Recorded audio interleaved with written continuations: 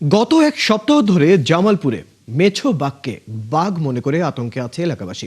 কেউ কেউ বলছে তাদের সামনে পড়েছে দুটি বাঘ, তাই লোকজন সন্ধ্যার পর ঘরের বাইরে বের হচ্ছে না। তবে এখন পর্যন্ত কোনো ক্ষয়ক্ষতির তথ্য পাওয়া যায়নি।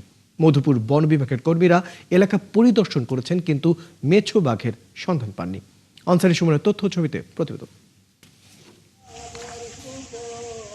জামালপুর সদর উপজেলার বাঁশচড়া ইউনিয়নের জামিরা এলাকায় শুক্রবার সন্ধ্যার পর গ্রামের একজন পথচারীর সামনে হঠাৎ করে দুটি মেছো বাঘ উপস্থিতি হয়।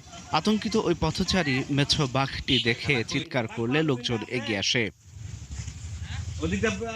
সবাই লাঠি সোঁটা নিয়ে এগিয়ে গেলে পালিয়ে যায় মেছো বাঘ।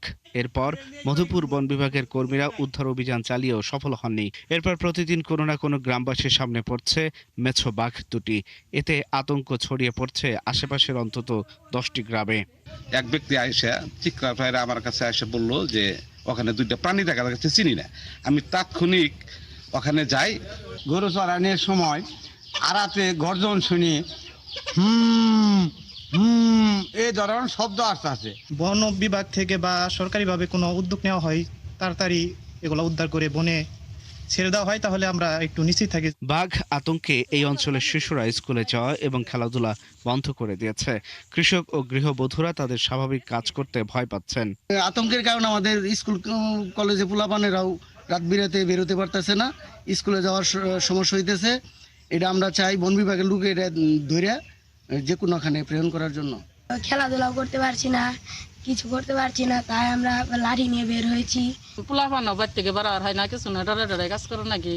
মেহেরপুর জাতীয় উদ্যান সদর রেঞ্জের ফরেস্টার মোশাররফ হোসেন জানান, এই বনে বাঘ থাকার কোনো সম্ভাবনা নেই। এটি মেছো বাঘ। বন বিড়াল হলেও অবাক হওয়ার কিছু নেই।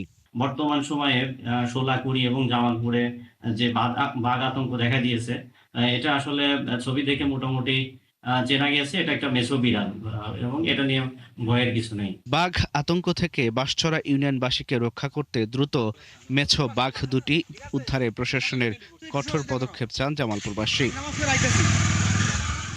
আল ইমরান, ৭১।